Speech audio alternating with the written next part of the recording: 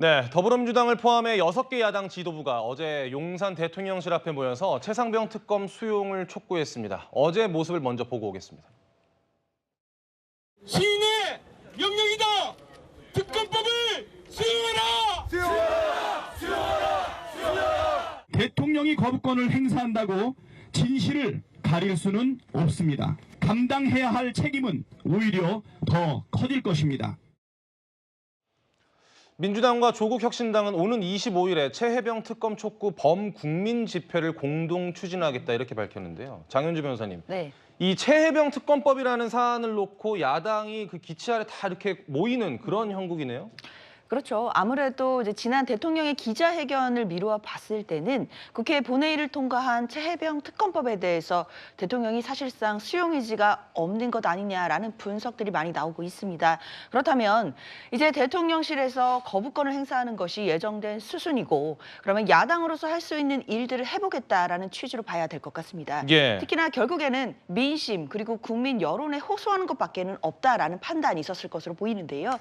당연히 국회를 통과한 이 최혜병 특검법을 대통령이 수용할 것을 먼저 요구를 하고 만약에 거부권을 행사하더라도 다시 재표결 과정에서 통과시키겠다라는 일단 범야권들의 의지를 보여주는 모습이라고 봐야 될 텐데요. 사실 국민의힘 내부에서도 지금 뭐 공식적으로 재표결을 하게 된다라고 한다면 찬성표를 던지겠다라고 얘기를 하는 안철수 의원 같은 분들도 계시기 때문에 사실 대통령이 수용하지 않고 거부를 한다라고 하더라도 5월 국회 내에서 다시 재표결을 해본다면 통과될 가능성도 열려있지 않을까라는 기대감도 있는 것 분명해 보입니다. 예, 민주당에서는요 초선 당선인들 중심으로 천막 논성도 시작을 했고요. 이 자리에 박찬대 원내대표까지 참석을 했습니다. 보고 오겠습니다. 오늘부터 우리 더불어민주당 초선 당선인들은 최혜병 특검법 관철을 위한 비상행동에 돌입합니다.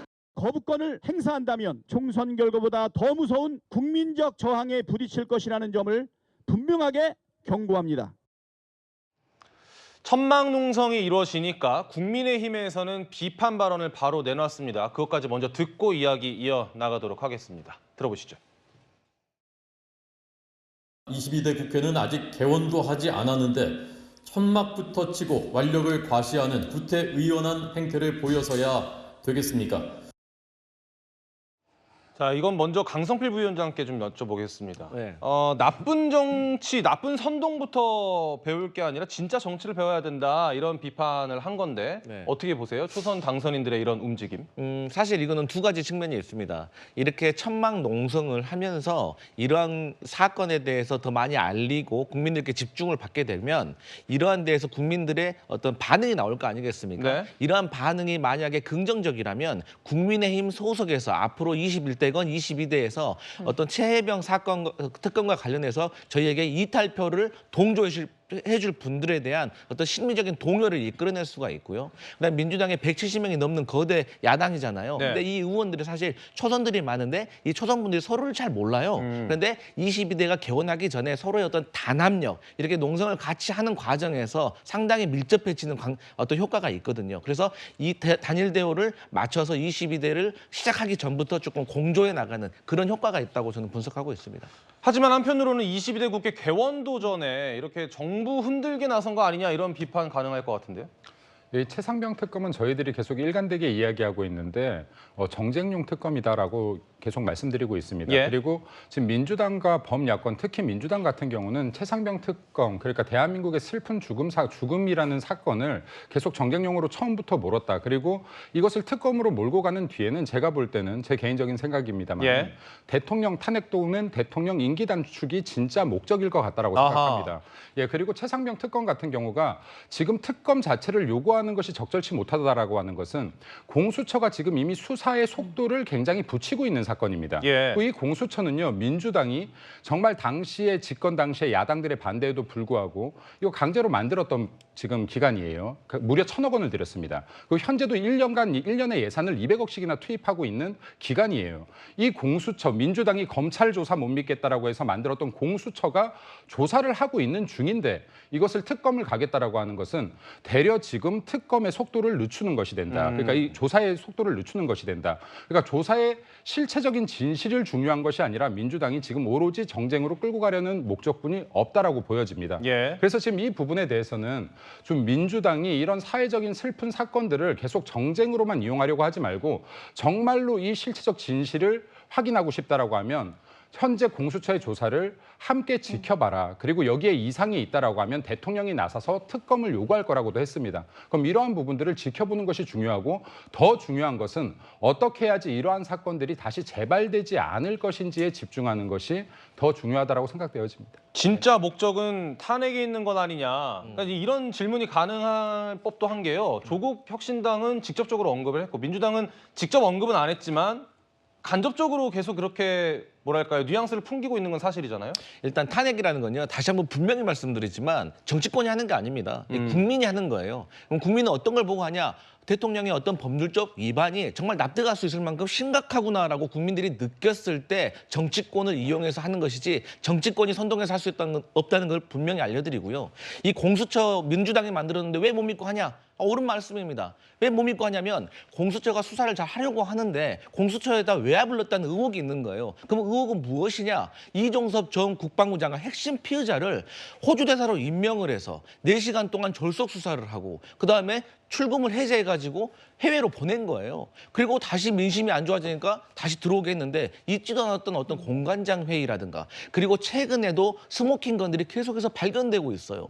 그런 것들이 국민적인 의심을 사고 있고 이게 총선 민심과 국민의 여론조사에서 드러나고 있어요. 그럼에도 불구하고 계속해서 공수처 당신들이 만들어 놓고 왜 공수처를 믿지 못하냐라는 건 맞지 않고 마지막으로 대통령께서 수사가 미진하면 특검을 내가 주장하겠다라고 말씀하셨는데 민주당이 봤을 때는 이 최혜병 특검은 두 가지가 있어요. 하나는 진실규명이고 하나는 말씀드렸던 진실을 규명하는데 외압이 있었느냐예요. 그러면 결국에는 대통령을 겨냥할 수밖에 없는데 본인과 관련된 수사에 대해서 본인이 지켜보자는 건 조금 모순이다 이런 말씀 드리고 싶네요. 구장처장께서 네. 지금 아무래도 총선에서 이 거대 의석을 확보한 그 야당은 윤석열 정부 임기 3년을 지켜주기보다는 아무래도 윤석열 정부를 압박해서 임기 단축을 좀 시도하고 있는 거 아닌가 이런 생각이 듭니다. 왜 그러냐면요. 왜 기승전 특검입니까? 대한민국의 그 사법질서, 입법질서, 그다음에 민주적 운영 절차는 국회가 대의민주제를 충분히 할 수 있도록 법과 제도적으로 보장이 되어 있습니다. 예를 들면 22대 국회가 개원을 하게 되면 다수 의석으로 국정조사권을 발동할 수 있습니다. 국정을 잘못 운영하고 있는 거에 대해서 의회가 조사할 테니 관련자들은 국회에 나와라 라고 조사할 수 있는 국정조사권이 있습니다. 그리고 가을이 되면 국정감사권을 발동할 수가 있습니다. 윤석열 정부 국정 운영에 대해서 감사하겠다라고 법이 명시가 돼 있고 시기도 확보가 돼 있습니다. 만약에 정말 윤석열 정부가 뭔가를 감추고 있다라고 생각한다라면 국정조사를 먼저 하고 국정감사를 하고 그리고 공수처 수사를 요구하고 그 수사 결과가 나왔을 때도 미진한다라면 그때 특검을 요구해도 되는 것입니다. 대한민국은 이런 민주적 절차가 충분히 보장돼 있음에도 불구하고 그 과정을 다 생략하고 무조건 특검을 받아라. 뭔가 지금 감추는 게 있는 거 아니냐. 이렇게 대통령과 정부를 압박하고 있는 것은 안정적으로 국정을 운영하기를 바라기보다는 뭔가 정부를 공격해서 새로운 어떤 돌파구를 마련하려는 거 아니냐. 이런 의심을 살 수밖에 없기 때문에 저는 조금 22대 국회 개원 일정에 맞춰서 차분하게 진실 규명에 나서야 되지 않을까 하는 생각이 듭니다. 예, 보충 설명 드릴까요? 네, 여기 특검이라는 것이 대한민국에 제대로 안착하고 나서요. 발동될 때마다 무언가 새로운 사건을 밝혀낸 적이 없어요. 네, 그리고 기존의 검찰 수사들을 답습한 정도에서 정치적으로 이용만 하고 끝났다. 이것이 팩트입니다. 근데 무려 특검이 한번 발동될 때마다 20억 정도의 혈세가 낭비가 됩니다. 그럼 이러한 것들을 지금 민주당이 과연 왜 하려고 있는지 한 번 정도 반문을 해라라는 말씀을 드리고 싶고 특검의 수사 대상에 대통령이 적시되어 있습니다. 제가 봤었을 때 민주당이 특검을 이토록 외치는 것은 특검이 변협에서 추천한 인사들 중에서 민주당이 선정하게 돼 있습니다. 민주당이 선정한 검사들로 인해서 이거를 입맛에 따라 정말로 이게 검찰 수사를 해보고 그리고 이거 입맛에 따라서 이슈를 만들고 입맛에 따라서 국민들을 선동해 보겠다라는 정쟁으로 뿌지 보이지 않습니다. 예. 사실 최상병 사건 자체가요 굉장히 단순한 사건입니다. 그렇기 때문에 이 부분에 대한 수사가 길게 가지도 않을 것으로 판단됩니다. 이 내용을 확인하고 이것이 조사가 철저했는지 부실한지는 이것을 국민들께서 확인하실 일이지 아까 탄핵을 국민이 결정한다? 아니죠. 탄핵은 국민이 결정하는 것이 아니죠. 헌법에 의해서 확인되어야 되는 것이죠.